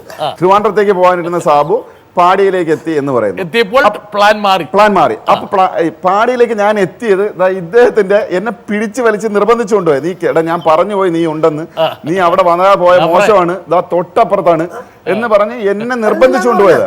ഞാൻ അല്ല ആണെന്ന് എന്നെ കൊണ്ടുപോയത്. ഞാൻ മര്യാദയ്ക്ക് ഞാൻ വണ്ടി ഓടിച്ച് ഞാൻ തിരുവനന്തപുരത്ത് പോയി പ്രോഗ്രാമിൽ പങ്കെടുക്കാനുള്ളവന്. ഞാൻ അവിടെ ചെന്നു, ഞാൻ അവിടെ മദ്യം കൊണ്ടുവച്ചപ്പോൾ ഞാൻ പറഞ്ഞു ഇല്ല, ഞാൻ കഴിക്കുന്നില്ല, ഈ മദ്യം കഴിക്കുന്നില്ല, വേണമെങ്കിൽ ബിയർ കഴിക്കാമെന്ന് പറഞ്ഞു. ഏതായിരുന്നു ബ്രാൻഡ്? എനിക്ക് ഓർമ്മയില്ല. ആയിരിക്കും, പക്ഷെ അതെനിക്ക് സാധനം ഏതാണെന്ന് എനിക്ക് ഓർമ്മയില്ല. ഞാൻ വായിക്കുന്നത് ഞാനത് ശ്രദ്ധിച്ചില്ല. ആക്ച്വലി നമ്മളൊരു പാർട്ടി ചെല്ലുമ്പോൾ നമ്മൾ മൈന്യൂട്ട് ഡീറ്റെയിൽസ് നോക്കുമോ? പക്ഷെ ഒരു കാര്യമുണ്ട്, ഏറ്റവും മൈന്യൂട്ട് ഡീറ്റെയിൽസ് ജാഫറ കണ്ടെത്തിയത്. അതായത് ഈ കുപ്പിയുടെ സാബുവിന്റെ മുഖത്തേക്കാണ് തിരിഞ്ഞത്. അത് എന്റെ തൊട്ട് ഫ്രണ്ടിലെ വെച്ച് ഞാൻ പറയുന്നില്ല, കഴിക്കുന്നില്ല എന്ന്. നീ ഉണ്ടായിരുന്നില്ലേ? അല്ല, ഞാൻ അവിടെ ഉണ്ടെങ്കിൽ തന്നെ നമ്മൾ അതിനുള്ള സമ്മതമൊന്നുമില്ല, അടുത്ത് മാറ്റുള്ള അവിടുന്ന്. ഞാൻ പോയിന്റ് പറഞ്ഞോട്ടെ. ബിയർ വേണമെങ്കിൽ കഴിക്കാമെന്ന് പറഞ്ഞു ഞാൻ. ഓക്കെ, കൊണ്ടുവച്ചു ഒരു ടിൻ. അപ്പോൾ തണുപ്പില്ല. ഞാൻ പറഞ്ഞു വേണ്ട, ഞാൻ തണുപ്പില്ലെങ്കിൽ ഞാൻ കഴിക്കില്ല എന്ന് പറഞ്ഞു. ഞാൻ ആദ്യമായിട്ട് ഇത് തുറന്നു പറയാട്ടോ. ഇതിപ്പോ വീട്ടിൽ നിന്ന് എനിക്ക് ചീത്തോളി കേൾക്കും. ജാഫർക്കാടെ കൂടെ വന്ന ഒരു പ്രൊഡക്ഷൻ മാനേജർ, പുള്ളി പ്രൊഡ്യൂസറാണ്, പ്രൊഡക്ഷൻ മാനേജർ. പുള്ളി പറഞ്ഞു അങ്ങനെയാണെങ്കിൽ എൻ്റെ കയ്യിലുണ്ട്, ഞാൻ എടുത്തോണ്ട് തരാം എന്ന് പറഞ്ഞു. അത് കൊണ്ടുവച്ചു, അത് ഞാൻ കഴിച്ചു. ആക്ച്വലി ഞാൻ ഒരുപാട് മദ്യപിച്ചില്ല അവിടെ നിന്ന്, കാരണം എനിക്ക് പോകാനുള്ളൊരു വെപ്രാളമുണ്ട്. പിന്നെ അപ്പോഴത്തേക്ക് ഇദ്ദേഹവും മണിച്ചേട്ടനോട് കഥകൾ ആരംഭിച്ചു, തമാശ കഥകൾ പറയുമല്ലോ. പിന്നെ ആ ചിരിയിൽ പെട്ട് സത്യം പറഞ്ഞാലുണ്ടല്ലോ, ഒരു 3 മണിക്കൂർ കണ്ടിന്യൂസ് ചിരിയാണ്. ഞാൻ ഞാനതല്ല, എല്ലാവരും ആർത്തട്ടേഴ്സ് ചിരിച്ചുകൊണ്ടിരിക്കണം. ഈ ജാഫർക്ക് ഒരു കഥ ട്രിഗർ ചെയ്യും, അതിൽ കണക്ട് ചെയ്തിട്ട് മണിച്ചേട്ടൻ ഒരു കഥ ട്രിഗർ ചെയ്യും. നമ്മള് അങ്ങനത്തെ ഒരു ഇതിൽ നിന്നു. എന്നിട്ട് ഞാൻ പോകാണെങ്കിൽ ഞാൻ നോക്കിയാൽ ലേറ്റായി. അപ്പൊ ഞാൻ ചോദിച്ചു, ഞാൻ എന്തായാലും ഇങ്ങനെ വണ്ടി ഓടിച്ച് ട്രിവാൻഡ്രം വരെ പാടായിരിക്കും. അപ്പൊ ഞാൻ ജാഫർക്ക് അടുത്ത് ചോദിച്ചു, എനിക്കൊരു ഡ്രൈവർ അറേഞ്ച് ചെയ്ത് തരാൻ പറ്റുമോ? എന്തിനാടാ വേറെ ഡ്രൈവർ, ഇതാ പുലി ഇവിടെ ഇരിപ്പുണ്ട്, P2 എന്ന് വിളിച്ച് കൊണ്ടാക്കിയിട്ട് പാടാന്ന് പറഞ്ഞു. അങ്ങനെ ഞാൻ ചോദിച്ചു, നിങ്ങൾ മദ്യപിക്കുമെന്ന് ചോദിച്ചു പീറ്ററിനോട്. അപ്പൊ പീറ്റർ പറഞ്ഞു, ഞാൻ മദ്യപിക്കില്ല, സിഗരറ്റ് വലിക്കില്ല എന്ന് പറഞ്ഞു. ഓക്കെ പറഞ്ഞു. ഞാൻ കറക്റ്റ് ചോദിച്ചു അങ്ങനെ. അപ്പൊ പിന്നെ പീറ്റർ വണ്ടി ഞാൻ കൊണ്ടുവന്ന വണ്ടി പീറ്റർ ഡ്രൈവ് ചെയ്തു, നേരെ പീറ്ററുടെ വീട്ടിൽ പോയി. ഞാൻ പീറ്ററുടെ വീട്ടിലോട്ട് കയറിയില്ല. ഏതോ ഒരു ഇടവഴി കൂടെയൊക്കെ ചെന്ന് ഒരു സ്ഥലത്ത് വണ്ടി കയറി. ഞാൻ ഡ്രസ്സ് എടുത്തിട്ട് വരട്ടെ ചേട്ടാ എന്ന് പറഞ്ഞു. പുള്ളി അകത്ത് പോയി കവറിൽ ഡ്രസ്സും കൊണ്ടുവന്നു. ഞാൻ കിടന്നുറങ്ങി. പീറ്റർ നല്ല വിടലാന്ന് പറഞ്ഞു, ചവിട്ടി വിട്ടിട്ടുണ്ട്. ഞാൻ അങ്കമാലി കഴിഞ്ഞപ്പോൾ എഴുന്നേറ്റു. ഞാൻ പറഞ്ഞു എനിക്ക് സിഗരറ്റ് വാങ്ങിക്കണം എന്ന് പറഞ്ഞു. എനിക്ക് ആ എയർപോർട്ടിൻ്റെ ആ ഭാഗത്തുള്ളൊരു കടയിൽ നിന്ന് സിഗരറ്റ് വാങ്ങിച്ചു. പോണ വഴി പീറ്റർ പറഞ്ഞു, ചേട്ടാ ഞാൻ ആക്കിയിട്ട് പോട്ടെ, എനിക്ക് നാളെ ഒരു പണിയുണ്ട്. ഞാൻ പറഞ്ഞു കുഴപ്പമില്ല പൊയ്ക്കോ എന്ന് പറഞ്ഞു. നേരെ സാജൻ്റെ ഓഫീസിൽ കൊണ്ടുവിടാൻ പറഞ്ഞു. ഞാൻ ഓഫീസ് കം റെസിഡൻസാണ്. ഞാൻ അവിടെ കിടന്നുറങ്ങി. രാവിലെ എഴുന്നേറ്റ് നേരെ ഡ്രൈവ് ചെയ്ത് ട്രിവാൻഡ്രത്ത് പോയി പ്രോഗ്രാമിൽ പങ്കെടുത്തു ബസേലിയസ് കോളേജിൽ. അപ്പോഴാണ് അറിയുന്നത് ഈ സംഭവങ്ങൾ? അപ്പോഴും അല്ല അറിയുന്നത്. എന്നിട്ട് ഞാൻ തിരിച്ച് കായംകുളത്തെത്തി. വൈകുന്നേരം അമ്മയ്ക്ക് മരുന്ന് വാങ്ങിക്കാൻ വേണ്ടിയിട്ട് മെഡിക്കൽ സ്റ്റോറിൽ നിൽക്കുമ്പോൾ നമ്മുടെ ആക്ടർ സാദിഖാണ് വിളിച്ച് പറയുന്നത്, എടാ മണി പോയി. ഒരു ഇടിവെട്ടിയോ? ഷോക്കിംഗ്. കാരണം ഞാൻ എൻ്റെ മുമ്പിൽ വെച്ച് കലാഭവൻ മണി മദ്യപിച്ചിട്ടില്ല, മദ്യപിക്കുന്നത് ഞാൻ കണ്ടിട്ടില്ല. ഞാൻ അന്ന് അവിടെ ഉള്ളപ്പോൾ എൻ്റെ ദൃഷ്ടിയിൽ, എൻ്റെ ശ്രദ്ധയിൽപ്പെട്ടിട്ടില്ല, ഞാൻ കണ്ടിട്ടില്ല. ജാഫറിന്റെ ദൃഷ്ടിയിലുണ്ട്. ഉണ്ട്, കഴിച്ചിട്ടുണ്ട്. പക്ഷെ ഞാനുള്ള മദ്യമല്ല, പുള്ളി മദ്യമല്ല കഴിച്ചേ. എൻ്റെ ഒരൊറ്റ ചോദ്യം, മണി എത്ര കണ്ട് മദ്യപിച്ചിരുന്നു? മണി വളരെയധികം മദ്യപിച്ചിരുന്നു, അതെയോ സാധാരണഗതിയിൽ മദ്യപിച്ചിരുന്നു, അതെയോ വളരെ കുറവായിരുന്നു? എങ്ങനെയായിരുന്നു? ഇദ്ദേഹത്തിൻ്റെ ബീറിൻ്റെ ഇത് പറഞ്ഞ സമയത്ത് ഇതുപോലെ തന്നെ അകത്തേക്ക് നോക്കിയിട്ട് ബീറുണ്ടാ എന്ന് ചോദിച്ചപ്പം 2 ടിന്ന് ബീർ മണിയുടെ മുമ്പിൽ കൊണ്ടുവന്ന് വെച്ചു. ആ കൊണ്ടുവന്ന് വെച്ചപ്പം തന്നെ നമ്മൾ നോക്കൂല, അല്ലാതെ അത് കൊണ്ടുവരുമ്പോൾ നമ്മൾ തല മാറ്റുമോ? കൊണ്ടുവന്ന് വെച്ചാൽ പുള്ളി അത് പൊട്ടിച്ചിട്ട് അടിക്കുന്ന എൻ്റെ കണ്ണിന് കണ്ട. അപ്പോൾ ജാഫറിന്റെ അഭിപ്രായ പ്രകാരം മണി നിങ്ങളുടെ കൂടെ ചെലവഴിച്ച ഒരു 3-4 മണിക്കൂർ സമയത്ത് നിങ്ങൾ കണ്ട പ്രകാരം, നിങ്ങൾ അത്ര ശ്രദ്ധിച്ചിട്ടുണ്ടാവില്ല, ഒരുപാട് പേര് വന്നും പോയിരിക്കുകയാണ്, മാത്രമല്ല ഒരാൾ എന്ത് കഴിക്കണം എന്ന് നോക്കേണ്ട കാര്യമില്ല, അങ്ങനത്തെ ഒരു കമ്പനിയല്ല അവിടെ. പക്ഷേ ജാഫറിന്റെ കണ്ണിൽ മണി കഴിച്ചത് ബീർ മാത്രമാണ്. ബീർ മാത്രം, അത് കുറച്ച് കഴിക്കുന്നവരെ കണ്ടു. ഒന്നിങ്ങനെ എടുക്കണുണ്ട്, ഒന്നിങ്ങനെ ആ കുപ്പി എടുത്ത് വെച്ചിട്ട്, എന്നിട്ട് പിന്നെ കഥയാ ഇദ്ദേഹത്തിന്റെ കഥ കേൾക്കണം. ബീർ മണി പൊട്ടിച്ചവിടുന്ന് ആള് തന്നെ പൊട്ടിക്കുന്നു. ആള് തന്നെ പൊട്ടിച്ചു, അല്ല നേരത്തെ പൊട്ടിച്ച ബീറല്ല. അവിടുന്ന് പുള്ളിയുടെ അടുത്ത് അങ്ങനെ കൊണ്ടേ കൊടുക്കാവുള്ളൂ. അതിന് മുമ്പ്, ബീർ വരുന്നതിന് മുമ്പ് മണി മദ്യപിച്ചിരുന്നു അറിയില്ല, തോന്നിയിട്ടുണ്ട്? ഞങ്ങൾ ചെന്നതേ അറിയില്ല. പക്ഷെ അന്ന് നല്ല സുന്ദരനായിരുന്നു, നല്ല തങ്കം പോലെ ഇരിപ്പണായിരുന്നു. വെരി എന്താണ്, വളരെ ഹെൽത്തി ആയിട്ടായിരുന്നു. ഒരിക്കലും കളറ്, നല്ല തൊടുത്ത കളറും, കണ്ണ് നന്നായി. എടോ ജിൻഡു, സാധാരണ മണി ഈ ബിയർ എന്ന് പറഞ്ഞ പേരിൽ പലതും കൂടെ മിക്സ് ചെയ്ത് കഴിക്കുന്ന ഒരു സ്വഭാവം ഇല്ലല്ല. മണിച്ചേട്ടൻ കഴിക്കണ ബീർ അത് മണിച്ചേട്ടൻ തന്നെ പൊട്ടിക്കുള്ളൂ, അതാരും കാണിക്കൊന്നുമില്ല പൊട്ടിക്കുന്നൊന്നും. അന്നല്ല ഞങ്ങളിപ്പോൾ പ്രോഗ്രാമിന് പോകണമെങ്കിലും എവിടെയാണെങ്കിലും മണിച്ചേട്ടൻ എടാ ബീറുണ്ടാ, എൻ്റെ അടുത്ത് നമ്മുടെ കൂടെ നിൽക്കുന്ന പിള്ളേരുടെ അടുത്ത് ചോദിക്കും ബീറുണ്ടാ ഉണ്ടെന്ന് പറഞ്ഞപ്പോൾ ആരെങ്കിലുമൊക്കെ പുറത്ത് നമ്മൾ അറിയത്തില്ലാത്ത ആൾക്കാരിരിക്കുകയാണെങ്കിൽ ആ ടിഷ്യൂ പേപ്പറിൽ പൊതിഞ്ഞിട്ട് കൊണ്ട് സൈഡിൽ വെച്ച് കൊടുക്കുള്ളൂ. മണിച്ചേട്ടൻ കഥ പറയുന്നതിൻ്റെ ഇടയ്ക്ക് കൈ കൊണ്ട് തന്നെ എടുത്ത് പൊട്ടിച്ച് അങ്ങനെ കഴിക്കുള്ളൂ.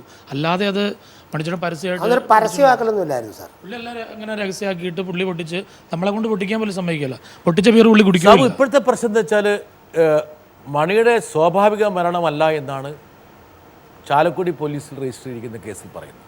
അസ്വാഭാവിക മരണം. അസ്വാഭാവിക മരണം എന്ന് പറഞ്ഞാൽ ആരുടെയെങ്കിലും കൈ അതിൻ്റെ തൊണ്ടായിരിക്കണം, അല്ലെങ്കിൽ അതുപോലെ തന്നെ കെമിക്കൽ ലാബിൽ നിന്ന് കിട്ടിയ റിപ്പോർട്ട് പ്രകാരം അതിനകത്ത് വിഷാംശം കാണുന്നുണ്ട്, മീഥൈൽ ആൽക്കഹോൾ. ആദ്യം പെസ്റ്റിസൈഡ് ആയിരുന്നു, ഡിസപ്പിയർ ആയി.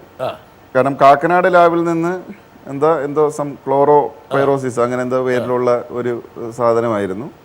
അപ്പോൾ ആ സമയത്ത് പിന്നെ ഈ ശ്രീരാമകൃഷ്ണനെയും അദ്ദേഹത്തിൻ്റെ ഫാദർ ഇൻ ലോയൊക്കെ ചോദിച്ചിരുന്നു, അയാൾ ഇവിടുന്ന് കീടനാശിനി വാങ്ങിച്ചിരുന്നു എന്നൊരു ആരോപണം വന്നു, അയാൾ കടയിൽ പോയി വാങ്ങിച്ചു എന്നും. അങ്ങനെ ആ അധ്യായം ഇപ്പോൾ മാറി. ഇപ്പോൾ രണ്ടാമത് ഹൈദരാബാദിൽ നിന്ന് റിപ്പോർട്ട് വന്നപ്പോഴത്തേക്ക് അതിൽ മീഥൈൽ ആൽക്കഹോളിൻ്റെ അംശം ഉണ്ട് എന്നാണ്. ഞാൻ പത്രമാധ്യമങ്ങളിൽ കൂടെ അറിഞ്ഞതാണ്. അത് എത്ര എമൗണ്ട് ഉണ്ടായിരുന്നു എന്നൊന്നും നമുക്കറിഞ്ഞുകൂടാ. മീഥൈൽ ആൽക്കഹോളാണ്. ഇപ്പോൾ ഒരു ഫൗൾ പ്ലേ അവിടെ നടന്നിട്ടുണ്ടോ സാബു? എങ്ങനെ എനിക്ക് പറയാൻ സാധിക്കും? കാര്യം ഞാൻ അവിടുത്തെ ഒരു സ്ഥിരം സന്ദർശകനല്ല. ഞാൻ മണിച്ചേട്ടൻ്റെ മറ്റേ സന്ത സഹചാരിയല്ല. എത്രാമത്തെ പ്രാവശ്യം? ഞാൻ ഫസ്റ്റ് ടൈം പോവുകയാണ് അവിടെ. ആദ്യത്തെ തവണ പോകുന്നത്. എൻ്റെ ആദ്യത്തെ സിനിമയിൽ, ഞാൻ ആദ്യമായി അഭിനയിച്ച സിനിമയിൽ എൻ്റെ കൂടെ അഭിനയിച്ചിട്ടുണ്ട്. വളരെ നല്ലൊരു മനുഷ്യനാണ്, വളരെ കരുതലുള്ളൊരു മനുഷ്യനാണ്, കൂടെ ഉള്ളവർ ഭയങ്കര സ്നേഹമാണ്. ആ ഒരു സ്നേഹത്തിൻ്റെ ഓർമ്മയുടെ ഭാഗമായിട്ടാണ് ഞാൻ കയറി കണ്ടിട്ട് പോകാം എന്ന് തീരുമാനിക്കുന്നത്. എന്നോട് ഒരു ജേർണലിസ്റ്റ് എന്നെ വിളിച്ച് ചോദിച്ചു, ചേട്ടൻ അവിടെ ചെന്ന മീഥൈൽ ആൽക്കഹോൾ കണ്ടു. എന്ത് സ്റ്റുപ്പിഡായിട്ടുള്ളൊരു ക്വസ്റ്റ്യൻ അത്. മീഥൈൽ ആൽക്കഹോൾ നമ്മൾ കണ്ടാൽ തന്നെ മനസ്സിലാകും. കാര്യം ഇത് പച്ചവെള്ളത്തിൻ്റെ കളറുള്ള ഒരു സാധനമാണെന്നാണ് എൻ്റെ അറിവ്. ഇതിപ്പോൾ ഈഥൈൽ ആൽക്കഹോളും മീഥൈൽ ആൽക്കഹോളും എടുത്ത് വെച്ചാൽ രണ്ടും വെള്ളം പോലെ ഇരിക്കും. ഒന്ന് ഈഥൈൽ ആൽക്കഹോൾ മദ്യം, ഞാൻ പറഞ്ഞുതരാം. മീതെ പോകുന്ന ആൽക്കഹോൾ മീഥൈൽ ആൽക്കഹോൾ, കീഴേ പോകുന്ന കീഴേ ആൽക്കഹോൾ, അങ്ങനെയുള്ള ഈഥൈൽ ആൽക്കഹോൾ എന്ന് പറയും.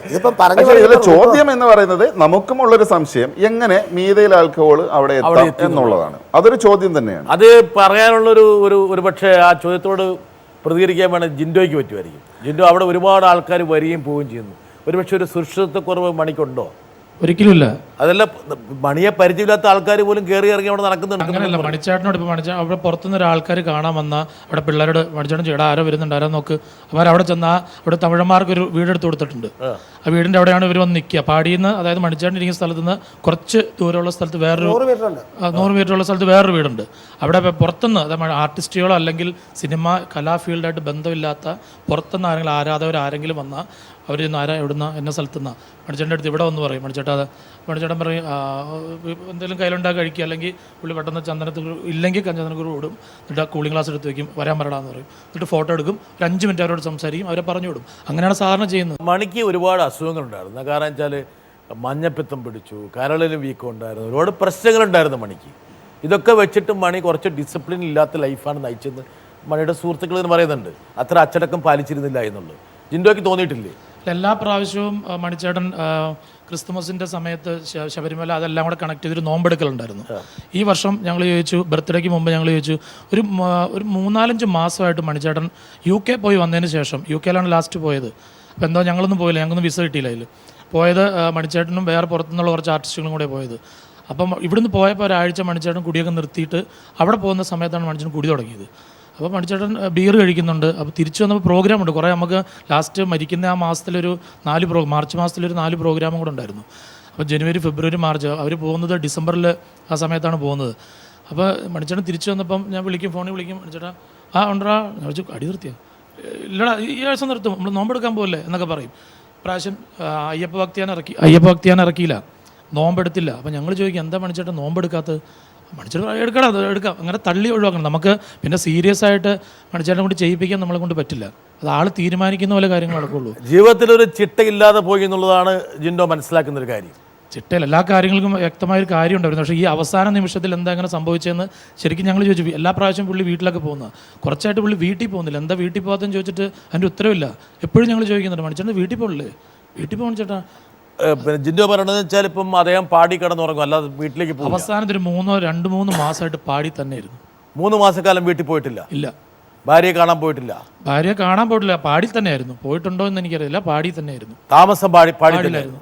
അതെന്താണ് ഞങ്ങൾ ചോദിച്ചു, മണിച്ചേട്ടൻ്റെ അടുത്തല്ലേ നമുക്ക് ചോദിക്കാൻ പറ്റുള്ളൂ. ജിൻഡോ പറയാൻ ഉദ്ദേശിക്കുന്നത് മണിയും മണിയുടെ കുടുംബവും തമ്മിൽ ഒരു വഴക്കുണ്ടായിരുന്നു. അല്ല സാർ, ഞാൻ ഇത്രയും അല്ല, 3 മാസക്കാലം വീടുണ്ടായിട്ടും വീട്ടിൽ പോകാത്തൊരു ഒരു കലാകാരനായിരുന്നു മണി എന്നല്ലേ പറഞ്ഞു വരുന്നത്. കാരണം മണിച്ചേട്ടൻ വീട്ടിൽ പോയി അല്ല എന്തെങ്കിലും ഒരു ആവശ്യം, ഇപ്പോൾ ഗൾഫിൽ പോകാൻ എന്തെങ്കിലും ഉണ്ടെങ്കിൽ പാസ്പോർട്ട് എടുക്കണ ചെന്ന് അപ്പം തന്നെ എടുത്തുകൊണ്ട് ആൾ തിരിച്ചു വരും. ഒരു സെക്കൻഡ് അവിടെ നിൽക്കും. കൊച്ചിനെ കണ്ടു, ആ കൊച്ചിനെ കണ്ടു, അല്ലാതെ പുള്ളി അവിടെ ചോറിനൊന്നും അവിടെ കിടക്കുന്ന അവിടെ എല്ലാം അവിടെയാണ്.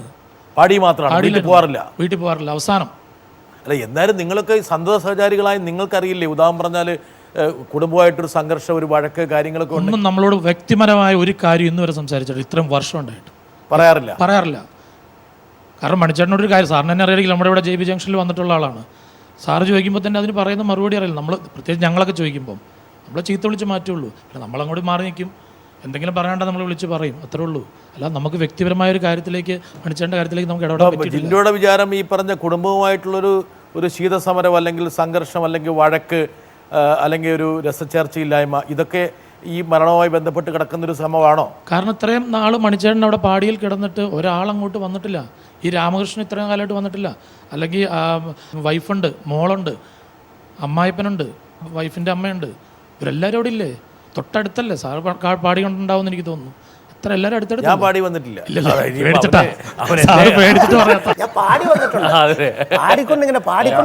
ഞാനിപ്പോ ഈ സംഭവങ്ങളൊക്കെ ഞാൻ ഇങ്ങനെ കേട്ടുകേഴ്വിയിൽ കേട്ടിരുന്നതാണ്. പക്ഷെ എനിക്കത് പറയാൻ കഴിയാത്തതിന്റെ കാരണം ഞാൻ ഇദ്ദേഹത്തിന്റെ കൂടെ നടക്കുന്ന ഒരാളല്ലാത്തത് കൊണ്ടും എനിക്ക് നേരിട്ട് അറിവില്ലാത്തത് കൊണ്ടുമാണ്. പക്ഷെ ഇപ്പൊ ജിൻഡോ പറഞ്ഞത് പ്രകാരമാണെന്നുണ്ടെങ്കിൽ ഒരു 3-4 മാസമായിട്ട് വീട്ടിലേക്ക് പോകാതിരിക്കുകയും ഈ ഗുരുതരമായ കരൾ രോഗം ബാധിച്ചിരുന്നു എന്നുള്ളത് വളരെ പബ്ലിക്കായിട്ട് അറിഞ്ഞൊരു കാര്യമാണ്. ഇത്തരത്തിൽ സുഖമില്ലാത്ത ഒരാളിനെ എന്തുകൊണ്ട് ഈ അനിയനോ വീട്ടുകാരോ ആരും വന്ന് നോക്കിയില്ല?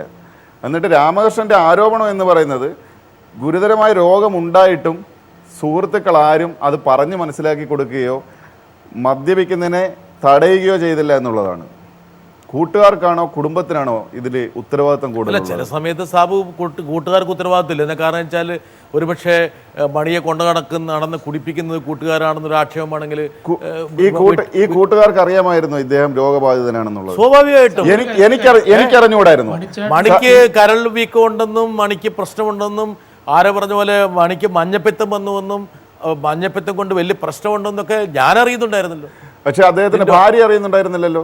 നമ്മുടെ ഇവിടെ ഷോയുമായി ബന്ധപ്പെട്ട് തന്നെ ഇവിടെ മഞ്ഞപ്പിത്തം വന്നു എന്നുള്ള കാര്യം നമുക്കറിയായിരുന്നു. അദ്ദേഹത്തിന്റെ വൈഫ് പറഞ്ഞത് അവർക്ക് അറിയില്ലായിരുന്നു, കുടുംബാംഗങ്ങൾക്ക് അറിയില്ലായിരുന്നു എന്നാണ് അവർ ഇന്റർവ്യൂവിൽ പറയുന്നത്. ജാഫറിന് അറിയായിരുന്നോ? ഈ മഞ്ഞപ്പിത്തമുള്ള അറിയാം, ഷുഗറുള്ള അറിയാം. ഷുഗറും മഞ്ഞപ്പിത്തം അദ്ദേഹത്തിനുണ്ട്. ഈ മഞ്ഞപ്പിത്തത്തിന് അയാൾ മഞ്ഞപ്പിത്തം എന്ന് പറഞ്ഞാൽ പിന്നെ ലിവറാണ്. അല്ല, അതെ, കീഴാർനെല്ലി പറിച്ചിട്ട് ഒരു ഗ്ലാസ്സിൽ അരച്ച് ഒരു ഗ്ലാസ് പാലിൽ മണി ചുമ്മാ ഈ പശു ആടിവെള്ളം കുടിക്കുമ്പോൾ കുടിച്ചോണ്ടിരുന്നത്. പക്ഷെ രാവിലെ ഈ പാലും കുടിക്കും, വൈകുന്നേരം മറ്റേതും കൂടെ കുടിച്ച സംഭവം പോയി. അത് നമുക്ക് രക്തം കൂടെ ടെസ്റ്റ് ചെയ്യാൻ പറ്റും. ഇത് രണ്ടും കൂടി നടക്കില്ല. പാലും കൊടുത്ത് കീഴാർനെല്ലിയും കൊടുത്ത് ജാഫർ പറഞ്ഞ പകുതി കറക്റ്റ് ആയിരുന്നു. പക്ഷെ വൈകുന്നേരത്തെ സംഭവം ഉണ്ടല്ലോ, അത് ഇതിന് അപകടമായിരുന്നത്. അല്ലാതെ ഈ കാലഘട്ടത്തിലല്ലല്ലോ. കരൾ രോഗം വന്നു കഴിഞ്ഞാൽ അത് പെട്ടെന്ന് പോകില്ല. അത് ജാഫറിനും മനസ്സിലാക്കേണ്ട ഒരു കാര്യമാണ്. ഇല്ല, ഞമ്മക്കൊന്നും വരില്ല സാറേ, അങ്ങനെ ഒന്നും കരൾ രോഗം ജാഫർ പറഞ്ഞെന്താ അറിയാം, ജാഫറിന്റെ വീട്ടിൽ ബൊയിലിയാർക്കുള്ളതുകൊണ്ട് ഇത് വരില്ല എന്നാ ജാഫർ പറയുന്നത്. ബൊയിലിയാർന്നത് ബാധകല്ല. എന്റെ വീട്ടിലിന്റെ അല്ല, ഞാൻ അപ്പോഴും പറയുന്ന ഒറ്റ കാര്യമുണ്ട്. ഇപ്പൊ ജിൻഡോ പറഞ്ഞ കണക്ട് ചെയ്താൽ പറയാം, എനിക്ക് കുടുംബം ഉണ്ടെന്ന് ഞാൻ പറഞ്ഞു. ഈ കുടുംബത്തിന്റെ കാര്യം ഇപ്പൊ സാറ് ചോദിച്ചില്ലേ, മണിയുടെ കുടുംബത്തെ കുറിച്ച് ചോദിച്ചല്ലോ. നമ്മൾ കുടുംബം ഒന്ന് ശ്രദ്ധിക്കണം. നമ്മൾ എങ്ങോട്ടും നടന്നോ നമ്മൾ കുടുംബം ഒന്നാണെന്ന് ശ്രദ്ധിക്കണമല്ലോ. ഈ കുടുംബത്തിന്റെ ശ്രദ്ധ വേണം, കുടുംബം നമ്മളെ ശ്രദ്ധിക്കണം. ഇപ്പൊ ജാഫർ ആരോപിക്കുന്ന കാര്യം എന്താ വെച്ചാൽ മണിയുടെ കുടുംബം വേണ്ട രീതിയിൽ മണിയെ പരിരക്ഷിക്കുകയോ കാത്തുസൂക്ഷിക്കുകയോ പരിപാലിക്കുകയോ ചെയ്യാത്തതിന്റെ ഒരു ദുരന്തമാണെന്നാണോ താങ്കൾ പറയുന്നത്? മണി നോക്കിയില്ലെന്നോ? മണിയെ നോക്കിയില്ലെന്നല്ല, ഞാൻ എല്ലായിടത്തും പറഞ്ഞിട്ടുണ്ട്. എനിക്ക് അങ്ങനെ ഒരു ആരോപണമില്ല ഇവരുടെ വീട്ടിൽ പ്രശ്നം ഉണ്ടായിരുന്നോ അല്ലെങ്കിൽ ഇവരിങ്ങനെയായിരുന്നോ. പക്ഷേ ഞാൻ കണ്ടിട്ടുള്ള ഒരു സംഭവം, ഈ ബർത്ത്ഡേക്ക് പോയപ്പോഴും ഈ ലാസ്റ്റ് കാണാൻ പോയപ്പോഴും കണ്ടതെന്ന് പറഞ്ഞാൽ, ഞാൻ കാണാത്ത വേറൊരു ഷെഡ് അവിടെ കണ്ടു. ഒരു ഷെഡ് എന്ന് പറഞ്ഞാൽ പാടി എന്ന് പറയുന്ന ചുമ്മാ ഒരു തട്ടും ഒരു മേച്ചിലും ആയിരുന്നു. ആ ഷെഡ് എന്താണ്? ഒരു മുറി. അതാണ് ഇപ്പോൾ പുള്ളി പുതിയതായിട്ട് പണിതേക്കുന്ന ഒരു അടുക്കളയും ഒരു ബെഡും അവിടെ ആയിരുന്നു എന്നൊക്കെ പറയുമ്പോൾ നമ്മളിങ്ങനെ ചിന്തിക്കുക, തമ്പുരാൻ ഇങ്ങനെയൊക്കെ പ്രശ്നം. അത് വീടുമായിട്ടുള്ള ബന്ധം വിച്ഛേദത്തിന് ശേഷം ഉണ്ടാക്കിയതാണോ? അല്ല, അതങ്ങനല്ല. ലാസ്റ്റ് കിടപ്പാടമാക്കി ഞങ്ങൾ. അതായത് സംഭവിച്ചു കഴിഞ്ഞാൽ പഠിച്ചേട്ടൻ ആദ്യം പാടി എന്ന് പറഞ്ഞാൽ സാധാരണ ഇരുന്ന് വർത്താനം പറയുന്ന ഒരു പുഴയുടെ തീരത്തുള്ള മനസ്സിലായി. അത് കഴിഞ്ഞ് അതിനോട് ചേർന്ന് തന്നെ ശരിക്കും അവിടെ കുറച്ച് പട്ടികളെ മേടിച്ചിട്ടുണ്ടായിരുന്നു. ഏതോ വിദേശത്ത് നിന്നൊക്കെ കൊണ്ടിരുന്ന വില കൂടിയ അവർക്ക് വേണ്ടി പട്ടി കോഴി അങ്ങനെയുള്ള ഇതിനെ വളർത്താൻ വേണ്ടി നമുക്കവിടെ ഒരു ഇത് പണിയാം എന്നുള്ള രീതിയിൽ പഠിച്ചേട്ടൻ 2 തട്ടൊക്കെ അടിച്ച് ആദ്യം പണിതു. ഫാം പണിതു. അത് പണിത് കഴിഞ്ഞപ്പോൾ നമുക്ക് അതിൻ്റെ ലാസ്റ്റ് പട്ടീനെ കിടന്നില്ല, കോഴീനെ കിടന്നില്ല. അത് 2 എമു കോഴി 2 മേടിച്ചിട്ടുണ്ടായിരുന്നു. ആ എമു കോഴിനെ ഏതോ ഒരു കുറുക്കം പിടിച്ചുകൊണ്ട് പോയി പാടി കൂടെ അഴിച്ചിട്ടേക്കുമായിരുന്നു. പിന്നെ നോക്കിയപ്പോൾ അതിങ്ങനെ അനാഥമായിട്ട് കിടക്കുക. ആദ്യ ദിവസം മണിച്ചേട്ടൻ ഒരു തട്ടിയിട്ട് അവിടെ കിടന്നു തുടങ്ങി. വെറുതെ പാടി വർത്താനൊക്കെ പറഞ്ഞ് ഉച്ചയ്ക്ക് ഉറക്കം അവിടെ ആക്കി. അങ്ങനെ കിടന്ന് പിന്നെ അത് കുറച്ചുകൂടെ വൃത്തിയാക്കി, ബാത്റൂം പണിതു. അങ്ങനെ അതൊരു വീട് പോലെ ആയി. അപ്പോൾ അതാണ് ജാഫർ പറയുന്നത്. ആ ഒരു ഷെഡ് അത് പക്ഷേ അവസാന നിമിഷം അല്ല കേട്ടോ, ആദ്യം മുതലേ ഉണ്ട്. അന്നേരമൊക്കെ മണിച്ചേട്ടൻ വീട്ടിൽ പോകാറുണ്ട്. പിന്നെ അവസാനത്തെ നിമിഷം ഇത് സ്ഥിരമാക്കി അവിടെ. യമപക്ഷീനെ മറ്റേ കുറുക്കം കൊണ്ടുപോയ ശേഷം പുള്ളി അവിടെ കയറി. എന്താ ഇതൊക്കെ കേൾക്കും മരക്കുന്നേ. ഇങ്ങനെ അവിടെ നിന്ന് ഇവിടെ നിന്ന് കേട്ട് ഇത് കേൾക്കുമ്പോണ്ടല്ല ഇവിടെ നിന്ന് ഇപ്പൊ ഏറ്റുപോണമെന്നാ ചിന്താഗതി. മനസ്സ് മാറി. അല്ല, ചിന്താഗതി അങ്ങനെ വരുക. കാര്യം വെച്ച് കഴിഞ്ഞാൽ ഇത് കേട്ടിട്ട് 3 മാസമായിട്ട് ഇത് ചെവിയിൽ ഒരൊച്ച വണ്ട് മുരളുന്ന പോലെ മുന്നോണ്ടിരിക്കും. അങ്ങനെ ക്ലിങ്ങൊരൊച്ച കേൾക്കാവുള്ളൂ, ക്ലിങ്ങൊരൊച്ച. ആഫ്രിക്കയുടെ അവസ്ഥ ഓർത്തിട്ട്, കാരണം ഞാനൊന്നും ഇത്ര ഗൾഫിൽ നിന്ന് വിളിക്കുമ്പോൾ എങ്ങനെയാണ്? അല്ല, ഗൾഫിൽ നിന്നൊക്കെ ഈ നെറ്റിലല്ലേ വിളിക്കും. 3 നമ്പർ ഒരു 503 പ്ലസ് അങ്ങനെ വരും. അങ്ങനെ വന്നു കഴിയുമ്പോഴത്തേന് ഒന്നാമത് നമ്മൾ ഈ പ്രശ്നം നടന്നതിന് ശേഷം ഉള്ള പേരുള്ള നമ്പർ അങ്ങ് എടുക്കും. നമ്മൾ പേരെടുത്ത് അത്യാവശ്യം പറയും, അയ്യോ മറ്റേ പ്രശ്നത്തിലാട്ടോ സോറി, എന്നാൽ അവർക്ക് ബുദ്ധിമുട്ടുണ്ടാവണ്ട. അങ്ങനെ എന്നെ വിളിക്കാത്ത കുറെ കൂട്ടുകാരുണ്ട്. അവരോടാണ് എനിക്ക് ഏറ്റവും ബഹുമാനം. അവർ വിളിച്ച് ശല്യം ചെയ്തില്ലല്ലോ. ഈ നെറ്റിൽ നിന്ന് വിളിച്ചിട്ട് ഇങ്ങനെ, ഹലോ ജാഫർ ഇടിക്കുകയാണോ? അപ്പം നമ്മൾ കുറച്ച് കഴിഞ്ഞിട്ടല്ലേ കേൾക്കുള്ളൂ. അവിടെ പറഞ്ഞിട്ട് ഇവിടെ വരണം. നമ്മൾ പറയുന്നത് നമ്മൾ കേട്ടതിന് ശേഷം അത് അവിടെ കേൾക്കുള്ളൂ. ഞാൻ ജാഫർ ഇടിക്കുക. അപ്പം നമ്മൾ കേൾക്കും ജാഫർ ഇടിക്കുക. അപ്പോൾ അയാൾ അതെ ഈ താമസം ഒരു തീ തിന്നുകൊണ്ടിരിക്കുന്ന മനുഷ്യൻ്റെ വായിലേക്ക് വാരിയിടണം. അപ്പം ഞാൻ എന്നോട് ചോദിക്കും, ആക്ച്വലി മണി എന്താണ് മണിക്ക് സംഭവിച്ചത്? അപ്പം ഞാൻ കുറേയൊക്കെ പറഞ്ഞേ, പുള്ളി അറിയില്ല ചേട്ടാ, അത് അന്വേഷിച്ചുകൊണ്ടിരിക്കുക എന്നൊക്കെയാണ് പറയണേ. പിന്നെ ഇങ്ങനെ പറഞ്ഞു, ചേട്ടൻ ഫ്രീ ആണെങ്കിൽ ഒരു കാര്യം ചെയ്ത്, സൗദിയിലാണോ? അതെ, സൗദിയിൽ നിന്ന് ഇവിടെ നെടുമ്പാശ്ശേരി പ്ലെയിൻ ഇറങ്ങുക, എന്നിട്ട് ചാലക്കുടി സർക്കിൾ ഓഫീസിൽ ചെയ്തിട്ട് ഇവിടെ സർക്കിളുണ്ട്, അല്ലെങ്കിൽ DYSP ഉണ്ട്, അവരോട് ചോദിക്കുക ഇപ്പം എന്തായെന്ന് ചോദിക്കുക എന്നങ്ങ് പറഞ്ഞേച്ച് പിന്നെ തനിക്ക് പിന്നെ കുറച്ച് അല്ല വേറെ അനാവശ്യമൊന്നുമല്ല വെച്ചിട്ട് പോടും പണിയില്ലാതെ എന്നൊക്കെ പറയുന്നത് എത്ര പേര് സൗദി അറേബ്യയിൽ നിന്നാണോ ഫോൺ വന്നത്? അല്ലേ പല ഗൾഫിൽ ആണെങ്കിൽ ഞാൻ പറയാം ആരായിരിക്കും അവിടെ മുമ്പ് ജോലി ചെയ്ത ഒരാളായിരിക്കും അതിന്റെ പിന്നിൽ. അതല്ല അങ്ങനെയൊന്നും ഞാൻ നമ്മളെ അല്ല ആശ്വാസവാക്കും പറഞ്ഞ് ഒത്തിരി പേര് വിളിക്കുന്നുണ്ട്. ഇത് ജാഫറിന്റെ ജീവിതത്തെ മക്കറാക്കുന്നതിൽ ഒരു പ്രധാനപ്പെട്ട ഈ സൗദിയിലുണ്ടായിരുന്നു. അതല്ലേ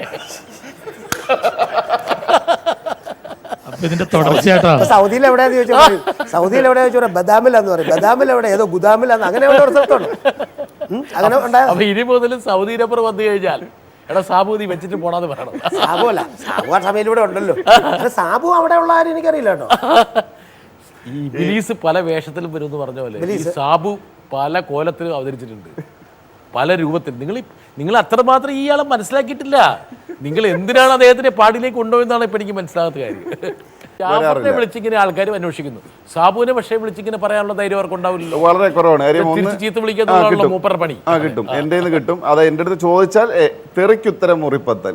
എന്റെ അടുത്തോട്ട് ഏത് ഗ്രേഡിൽ ഇടപെടുന്നോ ആ ഗ്രേഡിൽ ഞാൻ ഡീൽ ചെയ്യും. അതിപ്പോ ഫേസ്ബുക്കിൽ എന്നെ വീട്ടിൽ കയറി വെട്ടും എന്ന് പറഞ്ഞു കഴിഞ്ഞാൽ ഓക്കെ നിങ്ങളുടെ നമ്പർ ഇതാ, അല്ലെങ്കിൽ നിങ്ങൾ പറയുന്ന സ്ഥലത്ത് ഞാൻ വരാം എന്ന് ഞാൻ വളരെ ധൈര്യമായിട്ട് പറയും. അതൊരു ഗൗരവമായിട്ടുള്ളതാണെങ്കിൽ ഞാൻ അവിടെ ചെന്ന് നിൽക്കുകയും ചെയ്യും. പക്ഷെ അത് ഇഷ്ടപ്പെടുന്നില്ല ആളുകൾക്ക്. കാര്യം അങ്ങനെ പാടില്ല. കാര്യം ഞാൻ ഭയങ്കര വിനയമുള്ള, എന്ത് പറഞ്ഞാലും ഇപ്പൊ ജാഫർക്കൊക്കെ കേട്ടിട്ട് ചുമ്മാ ഇരിക്കത്തില്ല, അതുപോലെ ഇരിക്കണം. കാര്യം നിങ്ങൾ ടി വിയിലും സിനിമയിലും ഒക്കെ ഉള്ളവരല്ലേ. ജാഫർക്കാരുടെ വീട്ടിലുള്ള കുടുംബക്കാരെ കുറിച്ച് ജാഫർക്ക് ആലോചിക്കും. അല്ല, ഞാൻ അങ്ങനെ ഈ അമിത വിനയം പ്രശ്നം കാണിക്കേണ്ട കാര്യമില്ല. ഈ സാബു ഈ പറഞ്ഞ ജാഫറിനെ പോലെ ഒരു ഇസ്ലാമിക രീതിയിൽ ജീവിക്കുന്ന ആളല്ല. ആര് പറഞ്ഞത്? കണ്ട് ഇങ്ങനെയൊക്കെ പറഞ്ഞു കഴിഞ്ഞിട്ടുണ്ടെങ്കിൽ അവരുടെ കുടുംബം ഡൈവോഴ്സ് ആണ്. ആരെ കെട്ടേക്കെന്ന് അറിയില്ല. ഈ കാര്യം പറഞ്ഞാൽ ഡൈവോഴ്സ് ആകാതിരിക്കുള്ളൂ. മദ്യഷാപ്പിന്റെ മീതെ ആൽക്കോളിന്റെ ആളല്ല, പ്രണയ വിവാഹമായിരുന്നു. അല്ല, ഒരു കാര്യം പറയട്ടെ, മറ്റുള്ള മതത്തിൽപ്പെട്ടവരെല്ലാവരും കള്ളുകൂടിയന്മാരാണ്. കള് കുടിക്കുന്നവരുണ്ട്, കുടിക്കാത്തവരുണ്ട്. ഉണ്ടല്ലോ. മുസ്ലിങ്ങൾ കള്ളു കുടിക്കുന്നവരുണ്ട്, കുടിക്കാത്തവരുണ്ട്. മറ്റു മതത്തിലും ഉണ്ടല്ലോ. ഒരു കുഴപ്പം അതൊക്കെ നമ്മൾ ചർച്ച ചെയ്യേണ്ട കാര്യമില്ല. ഞാൻ മുസ്ലിമാണ്, ജാഫറിന്റെ പ്രശ്നം എന്താ അറിയാം? ജാഫറിന് ഈ മെഡില പ്ലാങ്കട്ടയിൽ ഒരുപാട് കാര്യം വന്ന ഒരേ സമയത്ത് വീഴുക. ജാഫറിന്റെ ജീവിതത്തിൽ ഇങ്ങനെയുള്ള ഒരുപാട് ആകുലതകളും ആശങ്കകളും ഉണ്ട്. ഒരുപക്ഷെ ഈ ഒരു സംഭവം ഉണ്ടായിരുന്നില്ലായിരുന്നെങ്കിൽ എന്തൊരു തമാശ പറഞ്ഞിരിക്കേണ്ട ഒരു സമയമായിരുന്നത്. എന്തുകൊണ്ടാണ് ഇപ്പോൾ ഒരു പ്രശ്നം ഉണ്ടായത്? നിങ്ങൾ രണ്ടുപേരും ഒരു വിവാദത്തിൽ പെട്ടുപോയി. ആ വിവാദം ഉണ്ടാകാൻ കാരണം എന്താണ്? മണിയുടെ സഹോദരൻ ഇങ്ങനൊരു ആരോപണം ഉന്നയിച്ചുകൊണ്ടാണ്. വേറെ ആരും ഉന്നയിച്ചിരുന്നെങ്കിൽ സഹോദരനെക്കാളിലും ക്രെഡിബിലിറ്റി കൂടുതലുള്ളത് ഇദ്ദേഹത്തിനും ജിൻഡോയ്ക്കും ജാഫർക്കും ഒക്കെ. കാര്യം എന്താണെന്നറിയാമോ? എത്രയോ പതിറ്റാണ്ടുകളുടെ ബന്ധം. ഈ പറയുന്ന ഈ സഹോദരനെ 2 പതിറ്റാണ്ട് ഈ പറയുന്ന സഹോദരനെ അവിടെ കയറ്റുക പോലും ചെയ്യില്ലായിരുന്നു സന്തോഷ സഹചാരിയായിട്ടുള്ള ആള് പറയാണ്. പിന്നെ ആർക്കാണ് ക്രെഡിബിലിറ്റി കൂടുതൽ? ഈ ചില കാര്യങ്ങളെ മുതലെടുക്കാൻ ശ്രമിക്കുന്നതായിട്ട് എനിക്ക് തോന്നുന്നുണ്ട്. കാര്യം മണിച്ചേട്ടനെ എല്ലാവർക്കും സ്നേഹമുള്ള, ബഹുമാനമുള്ള, പൊതുജന സമ്മതനായ, ആളുകൾക്ക് ദാനം കൊടുക്കുന്ന, ആളുകളെ സ്നേഹിക്കുന്ന ഒരു മനുഷ്യനായിരുന്നു. ഈ ആരോപണം ഉന്നയിച്ചുകൊണ്ട് ഇപ്പൊ രംഗത്ത് വന്നിരിക്കുന്ന വ്യക്തി ആരാണ് എന്നുള്ളത് ഇവിടെ ഇരുന്ന് ജിൻഡോ പറഞ്ഞു തന്നു. എവിടെ നിന്ന് വന്നതാ? ഈ കേരളത്തിൽ ഈ ഇരിക്കുന്ന കുട്ടികളൊക്കെ ഇത് കേൾക്കാനൊക്കെ വന്നിരിപ്പുണ്ടല്ലോ സാറേ. ഇവർക്ക് അറിയാവോ രാമകൃഷ്ണൻ? ഇപ്പോഴല്ലേ അറിയാവുന്നേ? ഞാൻ ചോദിക്കുന്ന ഒറ്റ കാര്യം, ഇവർക്ക് വരെ സംശയം ഇങ്ങനെയുള്ള ആൾക്കാരുടെ അടുത്തേക്ക് നമ്മളെ ഇങ്ങനെ പറഞ്ഞങ്ങോട്ട് പ്രചരിപ്പിച്ച് കഴിയുമ്പോഴത്തേക്ക് ഒന്ന് ആലോചിക്കും. 31 അനുശോചനത്തിന് പോയി, 62,000 രൂപ എൻ്റെ പോയത്, രാമകൃഷ്ണൻ്റെ അല്ല പോയത്. 31 അനുശോചനത്തിന് 1000 രൂപ അങ്ങോട്ട് വണ്ടിക്കൂലി, 1000 രൂപ ഇങ്ങോട്ട് വണ്ടിക്കൂലി. അനുശോചനത്തിന് പോകുമ്പോൾ പൈസ കിട്ടുമല്ലോ. ഇതെല്ലാം കൂടി ഇത് പോണതിൻ്റെ കാര്യം എന്ന് വെച്ച് കഴിഞ്ഞാൽ ചുമ്മാ ഒരാൾ മണിയെ കണ്ടിട്ടുണ്ടോയെന്ന് എനിക്കറിയാൻ പാടില്ല. മണിയായിട്ട് യാതൊരു പരിചയമില്ലാത്ത ഒരാളുടെ അനുശോചനം വെച്ചു. ആ അനുശോചനത്തിന് വരെ ഞാൻ ചെന്നില്ലെങ്കിൽ, ഞാനും സാബുവും ചെന്നില്ലെങ്കിൽ ചിലപ്പോൾ പണി വരും. കാര്യം വെച്ച് കഴിഞ്ഞാൽ അതൊക്കെ സമുദായവൽക്കരിച്ച് വല്ലതുമൊക്കെ ആയി വലിയ പ്രശ്നമായി തരും. നമുക്ക് പേടിയാണ് സാറേ. നമുക്കെന്ന് പറഞ്ഞാൽ ഞാൻ അമ്പലത്തിൽ നിന്നും ക്രിസ്ത്യൻ പള്ളിയിൽ നിന്നുമാണ് ഞാൻ ജീവിച്ചത്. ഞങ്ങളുടെ സമുദായത്തിൽ പള്ളിയിലൊരു പരിപാടിയൊന്നുമില്ല. ഈ ക്രിസ്ത്യൻ പള്ളിയിൽ നിന്നും ഈ ഹിന്ദു അമ്പലത്തിൽ നിന്നുമൊക്കെ കിട്ടുന്ന കാശ് കൊണ്ട് അരി മേടിച്ച് ഞങ്ങളെ. അതുകൊണ്ടാണ് ജാതിയും മതവും ദേശവും ഭാഷയില്ല അതൊക്കെ സംസാരിക്കുന്നത്. ഞാനിപ്പം ഈ ഒരു ഷോയിലിപ്പം പിന്നെ ജാഫറിനെ കുറിച്ച് എനിക്ക് ഉള്ള അഭിപ്രായം പറയുന്നതിന് എനിക്കൊരു മടിയുണ്ടാകേണ്ട കാര്യമില്ല. ജാഫറൊക്കെ എന്ന് പറഞ്ഞാൽ ഒരു കഠിനാധ്വാനം ചെയ്ത് എന്താ പറയുക, ഒരുപക്ഷെ കലയ്ക്ക് വേണ്ടിയിട്ട് എത്രത്തോളം കഷ്ടപ്പെട്ടിട്ട് ഈ രംഗത്തേക്ക് വന്ന ഒരാളാണ്. നിങ്ങളോടൊരു ബഹുമാനം നമ്മൾ നിലനിർത്തിക്കൊണ്ട് തന്നെയാണ് ഈ വിഷയം സംസാരിക്കുന്നത്. ഈ ജാതിക്കും മതത്തിനും മറ്റു വിവേചനങ്ങൾക്കും അതീതമായിട്ട് ചിന്തിക്കാനുള്ള നിങ്ങളുടെ ഒരു കഴിവാണ് സ്വാഭാവികമായിട്ടും നിങ്ങളെ വേറിട്ട് നിർത്തുന്നത്. അപ്പം ജാഫറിൻ്റെ ഒക്കെ ഒരു ജീവിത രീതി എന്ന് പറഞ്ഞാൽ ഒരു വളരെ കൺസർവേറ്റീവായിട്ടൊരു മുസ്ലിം ഫാമിലിയിൽ നിന്ന് വന്നിട്ട് പോലും പക്ഷേ വളരെ പുരോഗമനമായിട്ടുള്ള ഒരു ജീവിത രീതി അഡോപ്റ്റ് ചെയ്തു എന്നുള്ളതാണ് താങ്കളുടെ പ്രധാനപ്പെട്ട സവിശേഷത. അതുകൊണ്ടാണ് നിങ്ങൾക്കൊരു പ്രശ്നം വന്നപ്പോൾ ഞങ്ങൾക്കൊരു ആകുലത ഉണ്ടായത്. സാറേ, ഇത് പറയാൻ കിട്ടിയ സാറിൻ്റെ ഈ ഷോയിൽ ഒന്നാമത് ഈ ഷോ എനിക്ക് ഭയങ്കര ഞാനൊരു ആരാധന ഉള്ളൊരു മനുഷ്യനായതിനാണ്. കാരണം വെച്ച് കഴിഞ്ഞാൽ ഈ ഷോയിലൂടെ പലതും നമുക്ക് അറിവ് കിട്ടും. ഇപ്പോൾ ഈ കാര്യമൊന്നും ഞങ്ങൾക്കൊരിടത്തും പറയാൻ പറ്റില്ല, ഓരോ വ്യക്തികളെ വിളിച്ച് പറയാൻ പറ്റും.